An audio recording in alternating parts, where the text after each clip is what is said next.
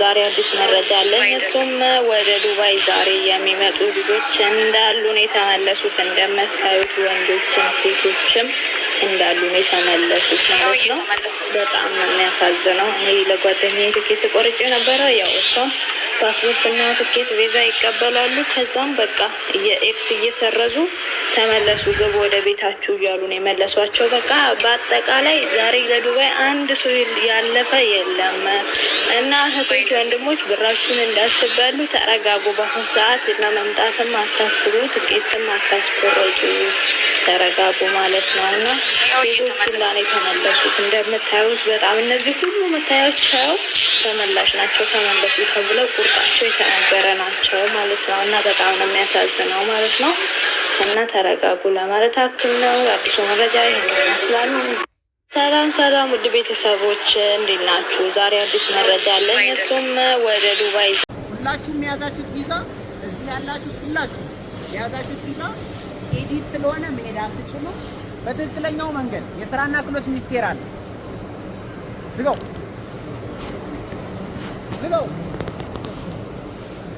አንተ ስልክ ሲያወራ እንዳትሰማ። ስለዚህ የስራና ክህሎት ሚኒስቴር ካዛንች ትሄዱና ስልጠና ትወስዱና በዚያ በስልጠናው መሰረት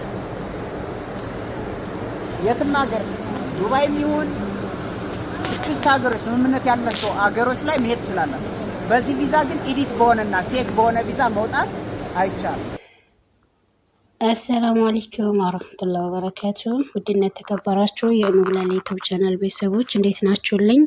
ከኔ ሁሉ ሰላም አልሐምዱሊላህ። ኢንሻአላህ ሁላችሁም በያላችሁበት ሰላምና ጤና እንድትሆኑልኝ መልካም ምኞቴ ነው። እንግዲህ ላይክ፣ ሼር፣ ሰብስክራይብ በማድረግ አበረታቱኝ ማለት ነው። ያው ሰሞኑን ጠፍቻለሁኝ። እንግዲህ ዛሬ ያው አንድ አዲስ ነገር ይዤ ብቅ ነው ያልኩት ማለት ነው። እሱ ምንድነው ከኢትዮጵያ ነው። እንግዲህ ያው እንደሚታወቀው አብዛኛው ሰው በዚህ ሰዓት ሴቱም ሆነ ወንድ ወደ ተለያየ አረብ ሀገር እየሄዱ ይገኛሉ ማለት ነው። እስካሁን እንግዲህ ዱባይ ላይ ምናልባት ለአዲስ ልጆች ያውም ደግሞ ለሴቶች ነው እንጂ ወንዶች አልተከለከለም፣ እየመጡ እየሰሩ ነበረ ማለት ነው። ያው እንግዲህ ምንም እንኳን እዚህ መጥተው የተለያየ ችግር ቢያጋጥማቸውም ነገሮች ሁሉ እንደፈለጓቸው ባይሆንላቸውም እና የተለያዩ ችግሮች ቢጋለጡም ያው እንግዲህ መቼም የሆነ ሆኖ እየመጡ እየሰሩ ነበረ ማለት ነው። ያው ብዙዎች እዚህ ከመጡ በኋላ በደላላቸው በመከዳት ቪዛ ያለማግኘት፣ ፓስፖርታቸውን የመቀማት እንዲሁም ደግሞ በቂ የሆነ መጠለያ ያለማግኘት፣ ምግብ ያለማግኘት፣ ስራ ያለማግኘት ብቻ እዚህም መጥተው በመሰረቱ በጣም ከባድ ጊዜ ነው የሚያሳልፉት። በተለይ እዚህ ቦታ ሰው የሌለው ሰው ማለት ነው። ለምሳሌ ሰው ሲኖራችሁ ሌላው ቀርቶ ለጊዜው ስራ እስከምታገኙ ወይም አማራጭ እስከሚገኝ ድረስ ምግብ አይቸገሩም። ሰው ካለ ብር ይላክላቸዋል። ያው ለጊዜው ያንን ይጠቀማሉ። እንዲሁም ደግሞ ማረፊያ ራሱ ያው ሁሉም ሰው በሰው ነው በነገራችን ላይ። በሰዓት ሀገርም ውስጥ ይሁን ከሀገርም ውጭ ስትሄዱ የትም ቦታ ቢሆን ሰው የሌለው ሰው ያን ያክል አይደለም እና በተለይ ደግሞ አዲስ ሲሆኑ የሰዎች እገዛና እርዳታ ያስፈልጋቸዋል ማለት ነው። ምክንያቱም እንደመጡ ስራ ቢገቡ ችግር የለም። ነገር ግን እንደመጣ ስራ መግባት የሚችለው በኮንትራት በአረቦች ቪዛ ተሰርቶለት አረቦች ጨርሰውለት እና አረቦች መርጠውት ሲሆን ነው ለሴትም ሆነ ወንድም እንደመጣ ወደ ስራ ይገባል። ያኔ ምንም የሚቸገረው ነገር የለም። ምክንያቱም ሁሉንም ወጪ የሚሸፍኑት የሚያስቡበት አረቦች ስለሆኑ ማለት ነው። አብዛኛው ግን ከዛ 300-400 ሺህ ብር ከፍለው ያው እንግዲህ የደላላ ነገር ይታወቃል። ሁሉም ነገር እጅ በእጅ እንደሆነ ሁሉም ነገር በቃ ምቹ እንደሆነና እንደመጡ ምንም ሳይቸገሩ ምንም ነገር ሳይወጡ ሳይወርዱ በቃ የሆነ ተመችቷቸው የሚኖሩ አድርገው ነው በቃ በዛም በዚህም ብለው የሚያመጧቸው አንዴ እስከሚያመጧቸው ድረስ ማለት ነውና ልክ እዚህ ከመጡ በኋላ ራሱ ስልክ የማያነሱ ለችግራቸው መድረስ መርዳት አይደለም ስልክ እንኳን የማያነሱ ብዙ ደላሎች አሉና ያው እያየን ነው በየሶሻል ሚዲያው በታዋቂ ቲክቶከሮች ቤት ስትገቡ ብዙ ወንድሞች እያለቀሱ ብዙ እህቶች እንደዛው እያለቀሱ ከዛም አልፎ ደግሞ አእምሮ ጭንቀት እየያዛቸው እየታመሙ ራብ እየጎዳቸው እየታመሙ እየታከሙ ብር እየተወጣላቸው ወደ ሀገር የተመለሱ ብዙዎች ናቸው ማለት ነው። እና እንዲሁም ታስታውስ ከሆነ በቅርብ ጊዜ በሀቢባ ቤት ገብተው የሆኑ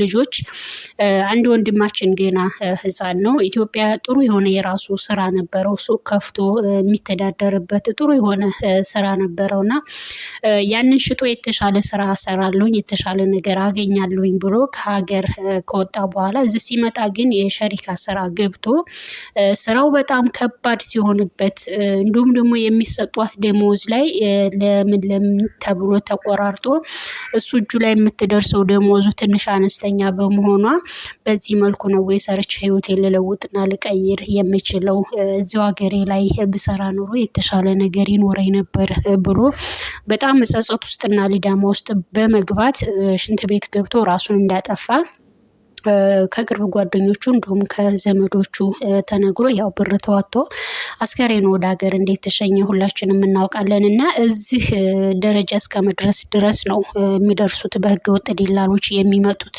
ማለት ነው። እና ያውም ሆኖ ይሄንን እያዩም እየሰሙም ያው ትንሽ እዚሁ መጥቶ ያየው ነው እንጂ እዛ ኢትዮጵያ ያሉት ይሄ ነው ቢባሉ ምንም ስለማይሰሙ ያ ሁሉም እየመጡ ነበረ። በተለይ ወንዶች እንግዲህ 2 ዓመት አካባቢ ሆኖ በተለይ እንደ ዘንድሮ ወንዶች ዱባይ ገብተው ያውቁም ማለት ነውና እየመጡ ነበረ። እንግዲህ ሰሞኑን ወንዶች ወደ ዱባይ እንዳይመጡ ተከለከለ እየተባለ ነበረ ሲወራ የነበረው።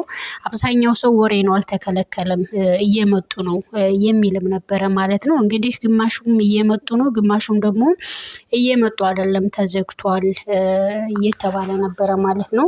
እንግዲህ ዛሬ እንዳለ በየሶሻል ሚዲያው ላይ ተለቆ ያየ ነው እንዲሁም ደግሞ ከቅርብ ሰዎች እየሰማ ነው።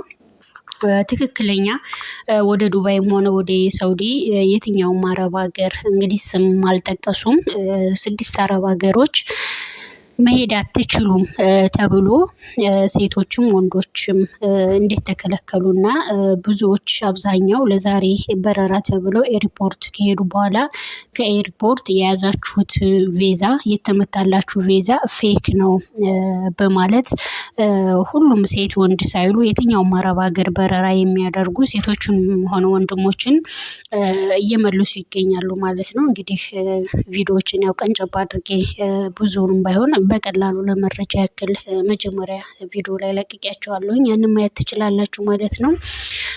እና በጣም የሚገርመው ነገር እንደዚህ አይነት ችግር ካለ ከመጀመሪያው የድሃ ልጅ ከሀገር ለመውጣት ሲያስብ ሁሉም ራሱን ችሎ አይደለም የሚወጣው።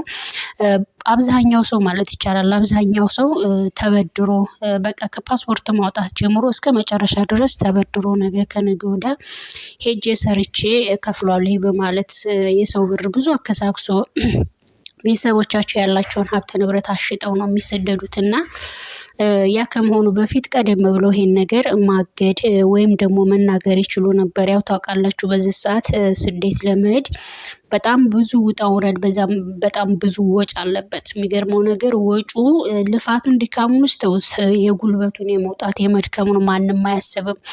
ነገር ግን ስንት ወጭ አውጥተው በዚህ መልኩ ልክ ለበረራ ተብሎ እንግዲህ ያስባችሁታል ብዙ ነገር ወጥቶ ትኬት ቆርጠው በቃ ልብስ ብዙ ነገር አዘጋጅተው በረራችን ነው ብለው እንደሚበሩ ወይም እንደሚሄዱ ሆነው ቤተሰብ ተሰናብተው ወጥተው በዚህ መልኩ ባልጠበቁትና ባላሰቡት መልኩ ያውም ደግሞ ከኤርፖርት ሲመለሱ በጣም ያሳዝናል ማለት ነው።